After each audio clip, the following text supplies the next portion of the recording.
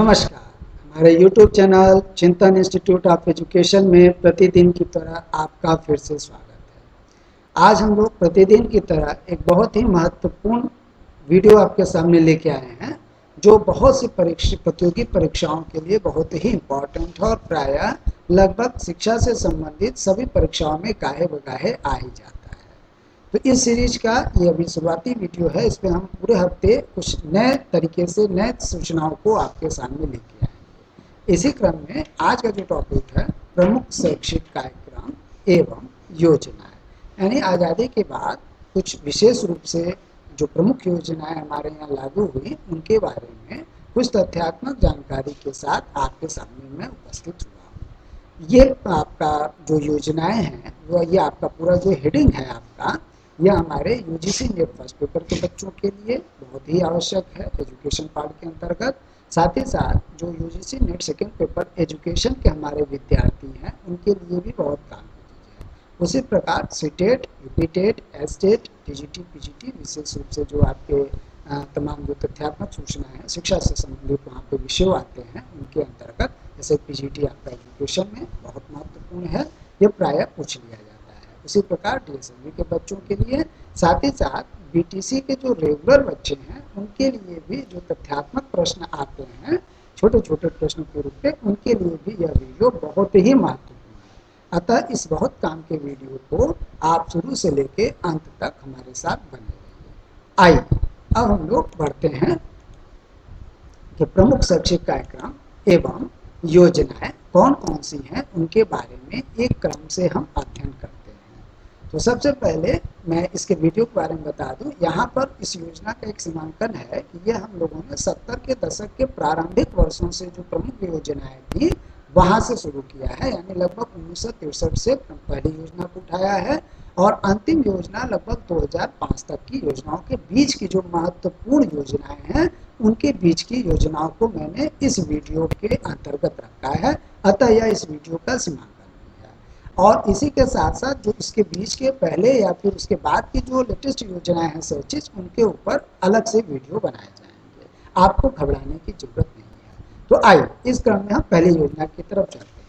तो जो पहली आपकी योजना थी वह राष्ट्रीय प्रतिभा खोज योजना 1963 वर्ष में आती है। ये बहुत ही महत्वपूर्ण योजना है। इसका प्रमुख उद्देश्य था प्रतिभाशाली बच्चों को स्कूल स्तर पर, ध्यान रखिएगा, स्कूल स्तर प्रतिभाशाली बच्चों को स्कूल स्तर पर चयनित कर उन्हें प्रोत्साहन स्वरूप छात्रवृत्तियां प्रदान करना, यह इस शिक्षा का कार्यक्रम का प्रमुख उद्देश्य था। आइए अब हम लोग दूसरी योजना की तरफ चलते हैं। दूसरी योजना है राष्ट्रीय प्रौढ़ शिक्षा कार्यक्रम, चूंकि आपका यह आती है वर्ष 1979 में, चूंकि जैसे आपका नाम से स्पष्ट है प्रौढ़ शिक्षा, तो यहाँ पर इस शिक्षा का प्रमुख उद्देश्य था प्रौढ़ लोगों। अब ये प्रौढ़ लोगों का मतलब क्या था, कई बार नेट में प्रश्न पूछा हुआ है, टीजीटी आपके पीजीटी एजुकेशन में पूछा हुआ है कि राष्ट्रीय प्रौढ़ शिक्षा कार्यक्रम का जो एज वर्ष है वह क्या है। तो आप बताएंगे 15 से 35 वर्ष। तो इसका उद्देश्य क्या था, प्रौढ़ लोगों यानी 15 से 35 वर्ष को कार्यशील साक्षरता प्रदान करना। यह क्या करना था, कार्यशील साक्षरता को प्रदान करना था। किस एज वर्ग को, 15 से 35। प्रायः यह 15 से 35 वाला वर्ग पूछा जाता है आपसे, बहुत इंपॉर्टेंट है। अगला है आपकी योजना अनौपचारिक शिक्षा योजना। ये भी वर्ष 1979 में आपके सामने आती है, बहुत महत्वपूर्ण योजना थी। इसका क्या था, इसका भी कभी कभी एज ग्रुप पूछ लिया जाता है कि इस अनौपचारिक शिक्षा योजना का एज ग्रुप क्या था। इन दोनों परीक्षाओं का कई बार आ चुका है आपका। तो इसका एज ग्रुप क्या आपका 6 से 11। इसका उद्देश्य क्या है कि 6 से 11 आयु वर्ग के स्कूल के बाहर रहे बच्चों को प्राथमिक शिक्षा की व्यवस्था करना। यहाँ पे दो महत्वपूर्ण बिंदु हैं, थोड़ा सा ध्यान देने वाली बात है। एक तो 6 से 11 आयु वर्ग के बच्चे हैं, दूसरा स्कूल के बाहर रहे बच्चों को, ये दूसरा पॉइंट है, प्राथमिक शिक्षा की व्यवस्था करना। यह अनौपचारिक शिक्षा योजना का प्रमुख क्या था, उद्देश्य था। अब आते हैं हम लोग चौथे योजना की तरफ। यह है बहुत ही महत्वपूर्ण, लगभग अगर कहा जाए योजनाओं में लगभग दो एक योजनाएं अक्सर किसी न किसी एग्जाम में जो शिक्षा से संबंधित होती हैं वो आ जाता है। तो इसी क्रम में है आप्रोसन ब्लैक बोर्ड योजना। ये कब आती है आपके सामने? ये आती है 1987 के आपका आती है और बहुत ही महत्वपूर्ण योजना है, बहुत बार पूछा जाए। इसका प्रमुख उद्देश्य क्या था? प्राथमिक विद्यालयों में, ऑपरेशन ब्लैक बोर्ड योजना का प्राथमिक विद्यालयों में भौतिक सुविधाएं इकट्ठा करना। हम ऑपरेशन ब्लैक बोर्ड पे एक अलग से वीडियो बनाएंगे, इसमें कई योजना, अभी एक सामान्य जानकारी दी जा रही है जो आप तथ्यात्मक रूप से इसको समझते रहिए। और ये सब अपने में कई योजनाएं बहुत ही महत्वपूर्ण है, प्राय प्रश्न आ जाते हैं, जैसे बीटीसी बच्चों के लिए तो लेख लिखने को छोटा सा आ जाता है, तो इसलिए इसको ध्यान देने की जरूरत है। अगला है राष्ट्रीय साक्षरता मिशन कार्यक्रम। ये दोनों योजनाएं आपके लिए बहुत ही महत्वपूर्ण है। ये आती है वर्ष 1988 में आपके सामने आती है। कौन सी? राष्ट्रीय साक्षरता मिशन कार्यक्रम 1988। इसका क्या था उद्देश्य? इसका उद्देश्य था 15 से 35 आयु वर्ग के लोगों को कार्यशील साक्षरता प्रदान कर वर्ष 2007 तक 75% साक्षरता दर प्राप्त करना। यद्यपि उस समय ये पूरे रूप में अपने कार्यक्रम को 75% तक लाने में वो सफल नहीं रही उस तरीके से, लेकिन बाद में क्या है कि कार्यकाल आपका बढ़ाया गया, उस तरीके से तमाम तरीके से लागू किया गया, लेकिन फिर भी क्या है कि कालांतर में यह योजना जो है उस तरीके से इसको एक्सटेंशन देता रहा गया। आइए अगले योजना की तरफ बढ़ते हैं। अगली योजना है आपका महिला समाख्या योजना। ये भी बहुत महत्वपूर्ण योजना है। इसकी स्थापना वर्ष 1988 है। इसका क्या उद्देश्य था? ग्रामीण क्षेत्र की पिछड़ी महिलाओं को शिक्षा के माध्यम से अधिकार संपन्न बनाना। इसका योजना आपका क्या था? ग्रामीण क्षेत्र की पिछड़ी महिलाओं को शिक्षा के माध्यम से अधिकार संपन्न बनाना। अगला आपकी जो योजना है वह है आपका जन शिक्षण संस्थान योजना। यह 1988 में, ये तीनों योजनाएं आपके 1988 में आती है, इसलिए आपको याद करने में थोड़ा सा आसानी रहेगा। इसका उद्देश्य क्या था कि वंचित वर्गों के लिए साक्षरता प्रसार हेतु वातावरण तैयार करना, यह इस योजना का उद्देश्य था। अब आते हैं हम लोग अगली महत्वपूर्ण योजना की तरफ, लोक जुम्बिश योजना। यह कई बार पूछा हुआ प्रश्न है, बहुत सी परीक्षाओं में है कि लोक जुम्बिश योजना कहाँ की योजना थी। तो आप मुझे अपनी स्मृति के आधार पर बताइएगा, लेकिन अभी सोच के बताइए। अगर नहीं आता है तो जान लीजिए यह राजस्थान से संबंधित योजना थी, 1992 में आती है। इसका प्रमुख उद्देश्य क्या था? कई बार पूछा हुआ कि कहाँ संबंधित योजना है, तो कहेंगे राजस्थान से। तो लोक जुम्बिश योजना, तो इसका प्रमुख उद्देश्य क्या था? पिछड़े क्षेत्रों, कहाँ के? राजस्थान के। पिछड़े क्षेत्रों यानी राजस्थान में पिछड़े वर्गों हेतु प्राथमिक शिक्षा सुलभ कराना, यह लोक जुम्बिश योजना का आपका महत्वपूर्ण भाग था, ये उद्देश्य था। अब आइए हम लोग अगली योजना की तरफ बढ़ते हैं। जिला प्राथमिक शिक्षा कार्यक्रम, जिसे हम डीपीपी के नाम से भी जानते हैं, यह 1994 में आपके सामने उपस्थित होती है। बहुत महत्वपूर्ण योजना है और बीटीसी की परीक्षाओं में प्रायः यह पूछ लिया जाता है। इसका उद्देश्य क्या था? देश में प्राथमिक शिक्षा का सार्वजनिकरण सुनिश्चित करना, यह इसका प्राथमिक उद्देश्य था। इस पर मैं एक अलग से वीडियो बनाऊंगा, सभी बहुत सी योजनाओं पे अलग से वीडियो बनाने की जरूरत है, इसे मैं बनाऊंगा। और ये यहाँ पर ये ध्यान रखिएगा कि इन सभी योजनाओं के जो प्रारंभिक वर्ष हैं, जो ये शुरुआती वर्ष हैं, उन्हीं के ऊपर यह वीडियो को केंद्रित किया गया है, ये ध्यान रखिएगा। आगे अगला है आपका मध्याह्न भोजन योजना। अगर कहा जाए ऑपरेशन बोर्ड ब्लैक बोर्ड के साथ ही या उसके बाद जो सबसे ज्यादा परीक्षा पूछा हुआ प्रश्न है वह एमडीए में आपका मिड डे मील कब आता है? 1995। अगर याद ना हो तो याद कर लीजिएगा, चूंकि मध्याह्न मध्य से संबंधित है, तो 1990 और 2000 के बीच का एकदम मध्य वर्ष है। बहुत से बच्चे अक्सर भूल जाते हैं, उसको मैं बता दूं 95 आपका मध्य वर्ष के रूप में बनता है, अतः मध्य से मध्याह्न भोजन योजना याद कर लेंगे आप 1995।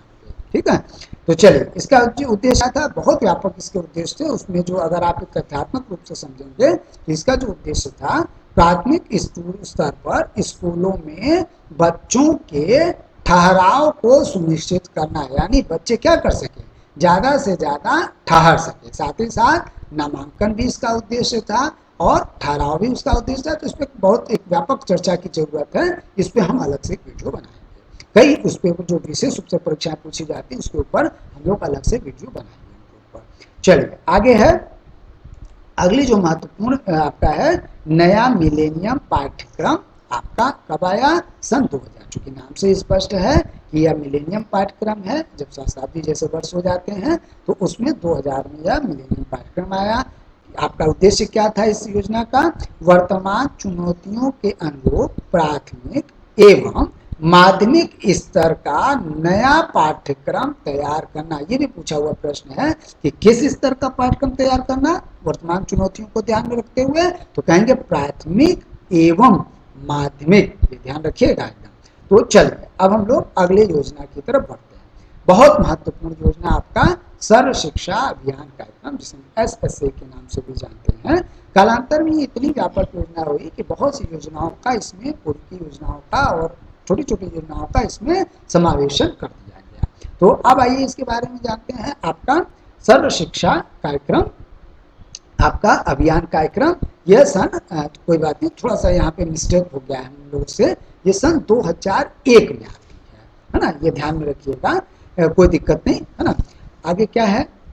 2001 में आती है। देश के सभी बच्चों को कक्षा, इसका प्रमुख उद्देश्य क्या है कोई बताएंगे मुझे? तो कोई दिक्कत नहीं, उसको हम लोगों ने उसको अभी करेक्ट कर लिया है, 2001 में है ये। देश के सभी बच्चों को कक्षा 8 तक की शिक्षा को सुनिश्चित करना। बहुत बार पूछा हुआ है कि आपका योजना के बारे में, इस पे हम अलग से एक वीडियो बनाएंगे। चलिए अब आप आते हैं हम लोग एक अगली योजना की तरफ, शिक्षा गारंटी और वैकल्पिक अभिनव योजना। 2001 में ही आती है, आपका 2001 में यह आपका आता है। और इसका उद्देश्य क्या था? किस योजना का? शिक्षा गारंटी एवं वैकल्पिक एवं अभिनव योजना का क्या था आपका? कि प्राथमिक विद्यालयों में अनाच्छादित, प्राथमिक विद्यालयों से अनाच्छादित सभी गांवों में पंचायतों द्वारा अस्थायी प्राथमिक विद्यालयों की व्यवस्था करना। बड़ी महत्वपूर्ण चीजें हैं, फिर से सुन लीजिए। प्राथमिक विद्यालयों से अनाच्छादित, जानिए जहां से आच्छादित नहीं है, ऐसे सभी गांवों में पंचायतों द्वारा अस्थायी प्राथमिक विद्यालयों की व्यवस्था करना। यह अपने स्थापना वर्ष के शुरुआती वर्षों में बहुत ही महत्वपूर्ण योजना थी। अब आते हैं हम लोग अगली योजना की तरफ बढ़ते हैं। अगली योजना है आपकी, चलिए हम लोग अगली योजना की तरफ बढ़ते हैं, स्कूली गुणवत्ता सुधार योजना। ये आपकी सन 2002 में आती है। स्कूली गुणवत्ता सुधार योजना 2002 में आती है। इसका उद्देश्य क्या था? स्कूली शिक्षा की गुणवत्ता सुनिश्चित करने हेतु योग, विज्ञान, पर्यावरण, जनसंख्या जैसे विषयों का समन्वय करना। यानी स्कूल की शिक्षा में नाम से ही स्पष्ट है, गुणवत्ता में सुधार करना। सन 2002 में ये आपके सामने आती है। अब हम लोग बहुत ही महत्वपूर्ण एक योजना के बारे में चलते हैं। यद्यपि यह एजुसेट शैक्षिक उपग्रह प्रक्षेपण थी आपका। यह कब हुआ आपका? एजुसेट क्या है इसके बारे में आप हमको बताएंगे कमेंट बॉक्स में। जो लोग जानते हैं उसके बारे में, कभी कभी पूछ लिया जाता है कि इसके ऊपर एक टिप्पणी करिए, नहीं तो हम एक अलग से इसके ऊपर वीडियो बनाएंगे। लेकिन आपसे उम्मीद करते हैं कि आप इसके बारे में एक संक्षिप्त टिप्पणी करेंगे। ये कब आती है आपका? प्रक्षेपण कब किया गया एजुसेट का? 2004 में आपका प्रक्षेपण किया गया। तो क्या था इसका उद्देश्य? देश में, कभी कभी टिप्पणी को पूछ देता है, तो देश में दूरवर्ती शिक्षा को अधिक ग्राह्य तथा उसकी पहुंच को व्यापक बनाने के उद्देश्य से एजुसेट नाम का शैक्षिक उपग्रह का प्रक्षेपण किया गया। अब आते हैं हम लोग अगली योजना की तरफ। कस्तूरबा गांधी विद्यालय योजना 2004 में आपके सामने आती है। इसका प्रमुख उद्देश्य क्या था?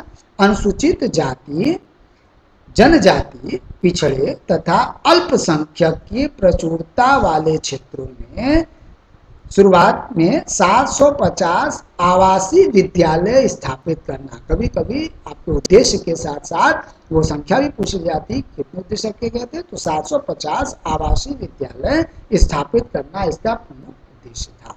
अब आते हैं हम लोग अगली योजना की तरफ, चरवाहा विद्यालय योजना। ये आपका कभी कभी पूछ लिया जाता है कि कहाँ से संबंधित है आपका? तो ये बिहार राज्य से संबंधित था। तो आगे क्या है? चरवाहा विद्यालय योजना, ये भी पूछ लिया जाता है। जैसे लोक जुम्बी से आपका पूछ लिया जाता है कहाँ संबंधित? राजस्थान से। तो चरवाहा विद्यालय आपका ये आपका बिहार से विशेष संबंधित था। तो क्या था इसका उद्देश्य? चरवाही करने वाले बच्चों को चरवाही के साथ साथ प्राथमिक शिक्षा प्रदान करने हेतु विशेष विद्यालयों को संचालित करना। ना, जो चरवाही करने वाले जो बालक हैं उनके लिए क्या था, एक अलग से एक योजना लाई गई, उनकी शिक्षा विशेष प्राथमिक शिक्षा में अनवरत रूप से जारी रहे और कोई बाधा उत्पन्न न हो। चलिए अब हम लोग आते हैं अगली योजना की तरफ। तो अगली योजना आपका, इस पे एक बहुत विस्तार से वीडियो बनाने की जरूरत है। सीटेट के बहुत महत्वपूर्ण विषयों में से एक है आपका एनसीएफ 2005। तो हम लोग इस पे एक अलग से वीडियो, लंबी वीडियो बनेगी, बहुत महत्वपूर्ण टॉपिक है, हो सकता है 2-3 पार्ट में बने, तो इस पे हम अलग से करेंगे। लेकिन अगर उद्देश्य के रूप में कोई पूछता है जैसे तथ्यात्मक लेवल पे, तो आप कहेंगे प्राथमिक एवं माध्यमिक स्तर के पाठ्यक्रम को व्यावहारिक एवं उपयोगी बनाने के उद्देश्य से एनसीएफ 2005 लागू किया गया। फुल फॉर्म क्या है इसका, नेशनल करिकुलम फ्रेमवर्क 2005। ठीक है, चलो अब आइए, अगला योजना है आपका एकल बालिका निशुल्क आपका शिक्षा योजना। ये आपकी महत्वपूर्ण योजना है, ये 2005 में आपके सामने आती है। तो इसका क्या था, इकलौती बालिका संतानों के उच्च शिक्षा हेतु, इकलौती बालिका संतानों के उच्च शिक्षा हेतु छात्रवृत्तियां प्रदान करना, यह इस योजना का क्या था, प्रमुख उद्देश्य था। तो उम्मीद है हमारा यह प्रयास आपको बहुत अच्छा लगा होगा। तथ्यात्मक जानकारी के साथ साथ वन लाइनर तथ्यात्मक जानकारी, जो प्राय अब हम लोगों का यहाँ पे उद्देश्य जो है वह जो भविष्य में आपका इंटरव्यू, आपका 5 स्तरीय एग्जाम में जैसे इंटरव्यू की व्यवस्था भी होने जा रही है, या जो एजुकेशन से संबंधित योजनाएं उनके ऊपर कभी इंटरव्यू में बहुत तथ्यात्मक सूचनाएं मांगी जाती हैं आपसे, संक्षिप्त सूचनाएं, इसके बारे में एक टिप्पणी करिए। तो उस लेवल पे आपके सामने अब हम लोग इस वीडियो को, इस हफ्ते में ये हम लोगों का प्रमुख बिंदु ध्यान में रहेगा। तो आइए हम लोग आपसे प्रतिदिन की तरह आज का प्रश्न करते हैं। आपको बताना है कि आज का प्रश्न है आपका, एजुसेट शैक्षिक उपग्रह का प्रक्षेपण किस वर्ष किया गया। ये आपको हमें बताना है कमेंट बॉक्स में करके, बगैर वीडियो को फिर से पुनः देखे हुए। तो चलिए, अगर आपको हम लोगों का यह प्रयास अच्छा लगता है तो आप हम लोगों के चैनल को सब्सक्राइब करिए, प्रयास करिए उसे ज़्यादा से ज़्यादा मित्रों तक उसे शेयर करिए और स्वयं भी लाइक करिए और अन्य लोगों को लाइक करने के लिए प्रेरित करिए। आज के वीडियो के लिए इतना ही, कल मिलते हैं हम लोग एक नए प्रयास के साथ आपके सामने। तब तक के लिए धन्यवाद।